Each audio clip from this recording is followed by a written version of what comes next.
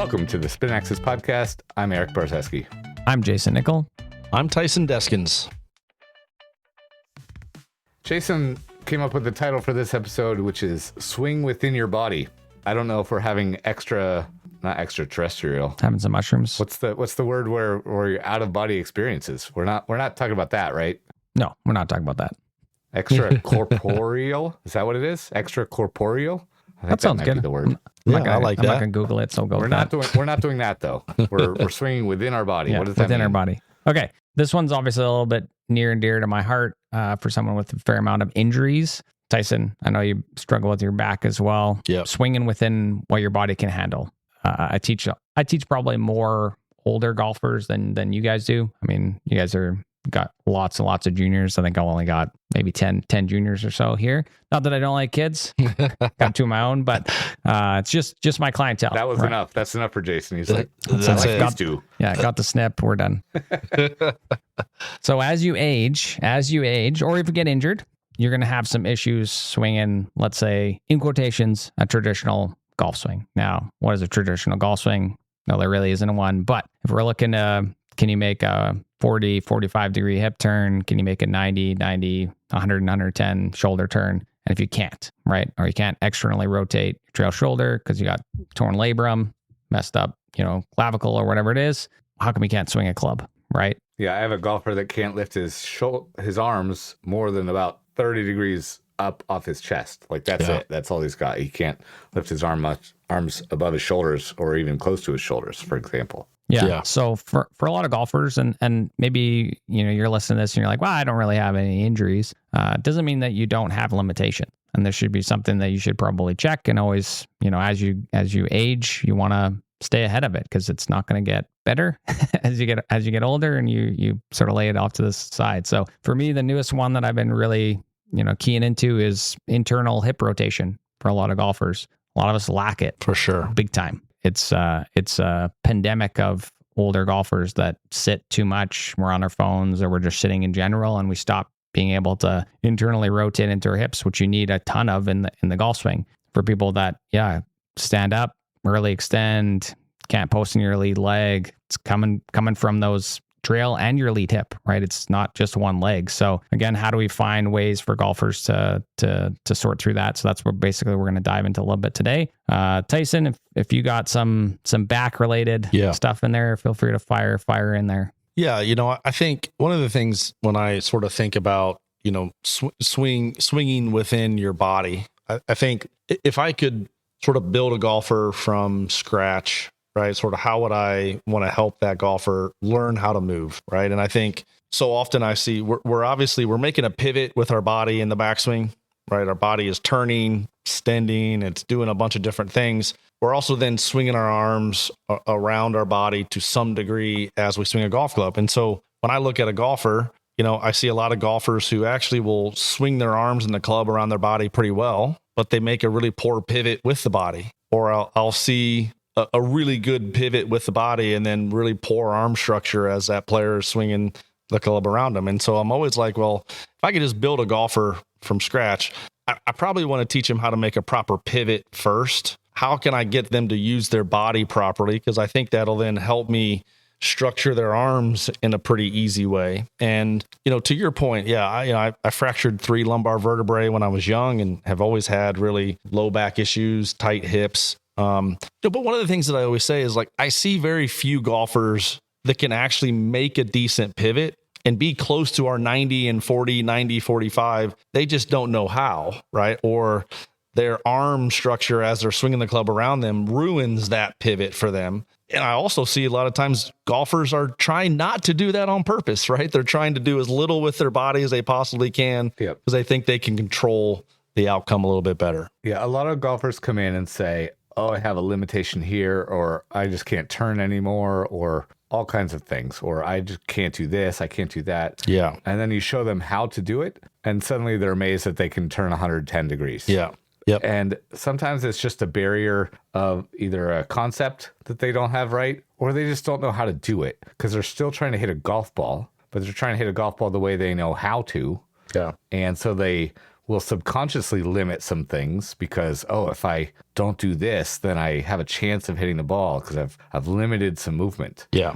And so sometimes, like I've told my daughter and I've told some of my players sometimes, because you'll see players like try to limit things. Limiting things feels like this is how I'll hit the ball straighter. So when you don't have your swing that day, right? Maybe you have your B game at best that day. Your swing you woke up, you feel weird, right?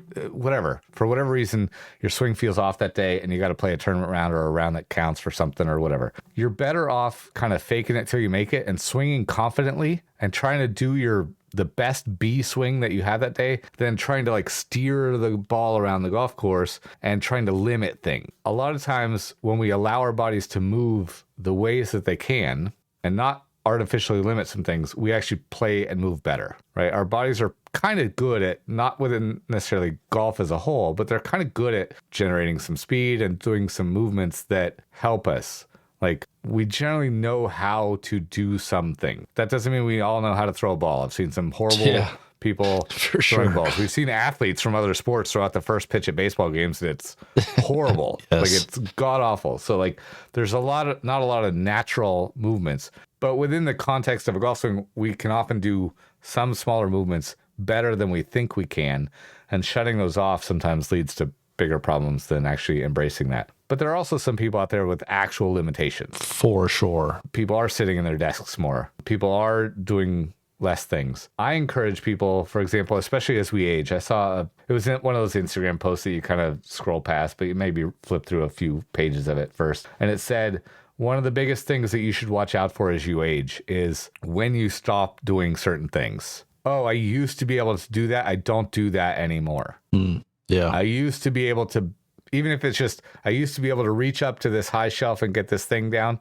I used to be able to stand up while putting my socks on, right? I just lift a leg up. I'd reach down. I put my socks over each foot one at a time. I used to be able to do that. Now I sit down on the bed to put my socks on. Maybe try to force yourself to keep doing that thing. Yeah. Yeah. Well said. I have a lot of my students that I encourage them to do what I call golf yoga when they're working on a thing. If I get them to turn a little bit more, I want them to turn just in their office, 2 minutes at a time, 3, 4, 5 times a day, where they just turn really far and like feel the stretch and like keep pushing themselves in that direction. Fight against the dying of the light, right? Not literally death, but like fight against your limitations, okay, as you age. But that's still not, to throw it back to Jayson here, that's still not an actual limitation.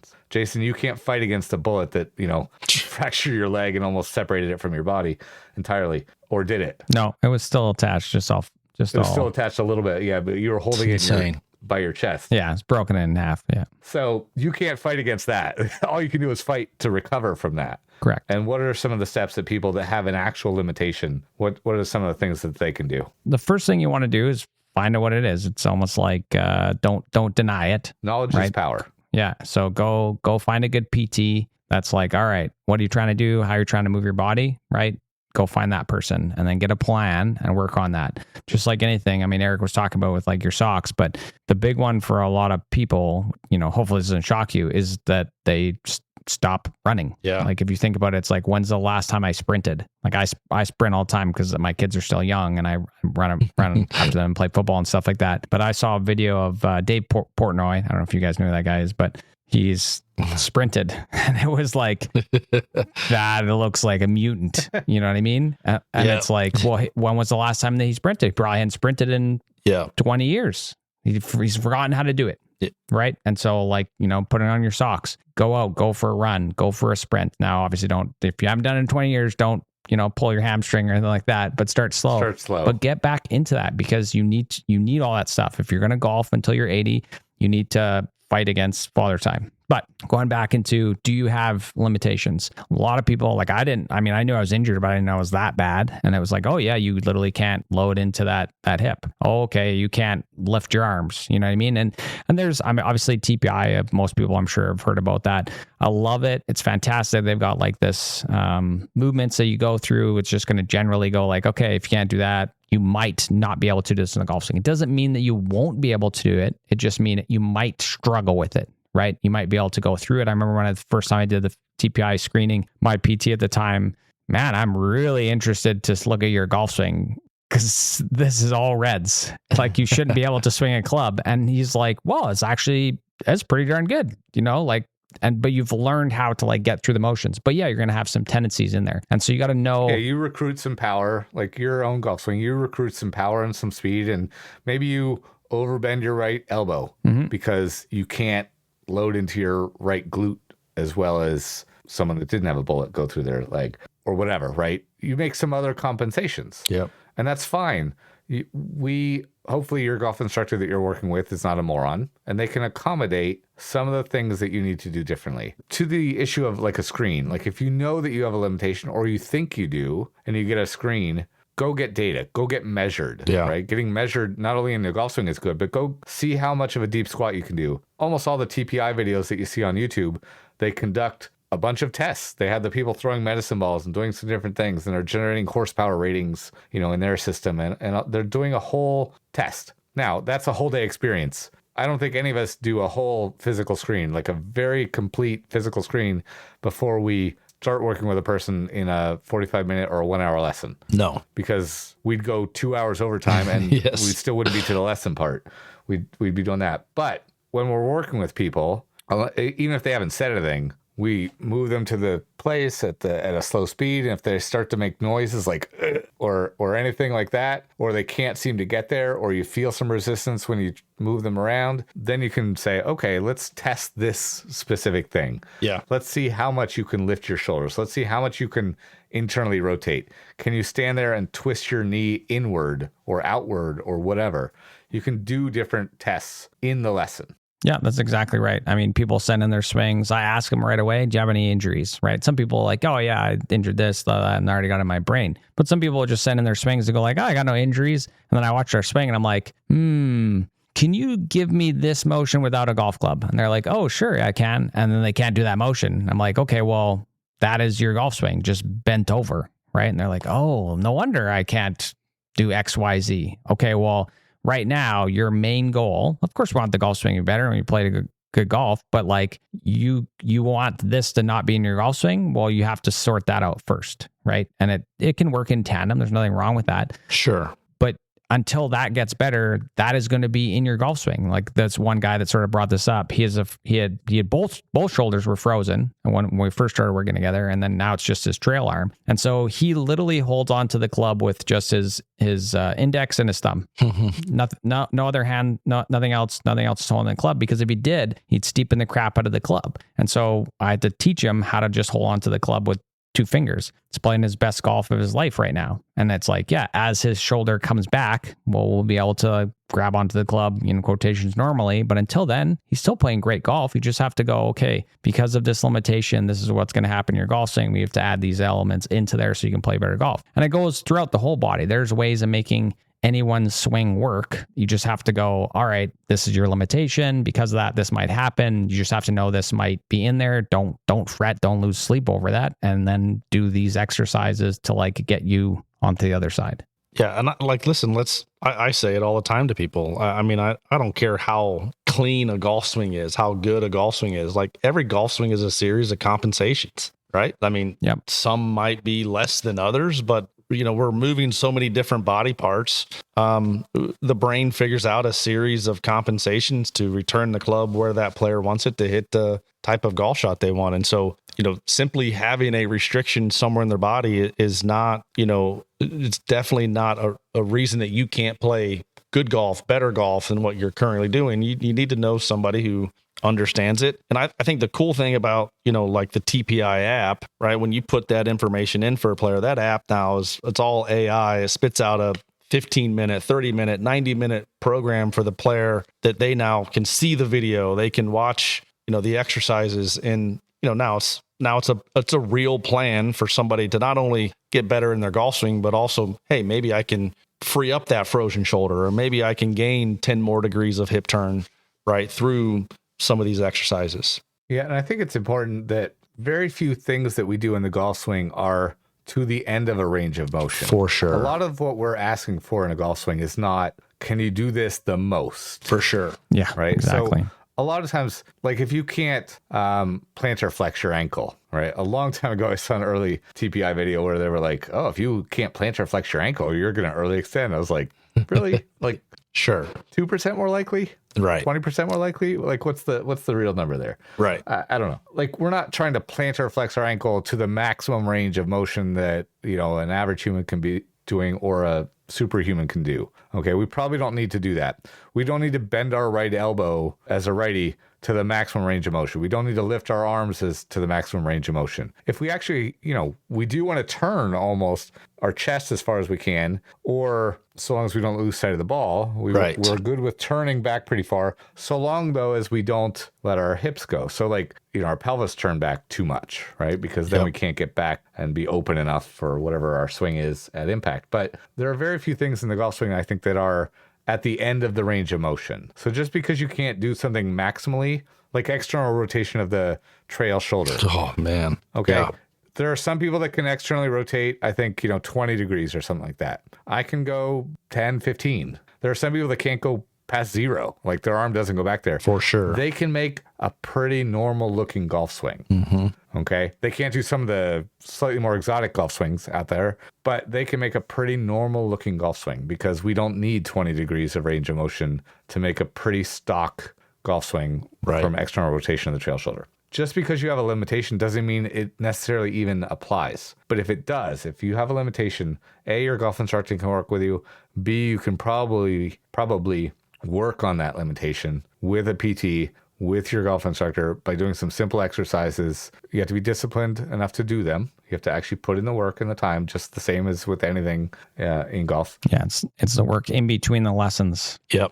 Yeah, like when you go to your PT, it's not the 30-minute, 45-minute there that's going to make you better. And no, you got to do the stuff for the whole week and 2 weeks or 3 weeks in between visiting. Did you do your exercises? No, that's what I do with those when I come here. Yeah. No, that doesn't work. I think just sort of summarize my thoughts on this. It's like, I think there's always a way, right? If you've got something that's restricting you and it maybe is hurting your current golf swing, it's hurting your current golf game, don't throw in the towel. There is a way that we can get you to move better, more efficiently for you with how you're moving. And there's also a way for us to actually get you to move better just without golf, not even in the golf swing, but in your life. You know, golf coaches, I think most of us anymore are smarter than we've ever been when it comes to this, because we've sort of been forced to learn this stuff. If we want to continue to help more and more people who walk through our doors, we can't teach the same swing to every player that walks in. I think all three of us sort of fit that mold. And in order to be able to do that, we have to understand how the body works and what are some of those compensations that we can do for players. So there's a way. Don't throw in the towel. Go find somebody who can help you. Absolutely. Awesome. Jayson, where can people find us? You can find us all the time online at thespinaxis.com. All our old episodes are on there. And then you can find us on any social media platform at the Spin Axis. We haven't said this in a while. Share this episode if you liked it. Share your favorite episode with your friends. Send some people our way. If you enjoy what we're doing, send us a comment. For sure. Okay, we all appreciate it. Let us know that you're out there. We have the numbers. You know, we keep growing nicely, steadily. Share it with some friends that you think would benefit from this information and discussions. Thanks for listening.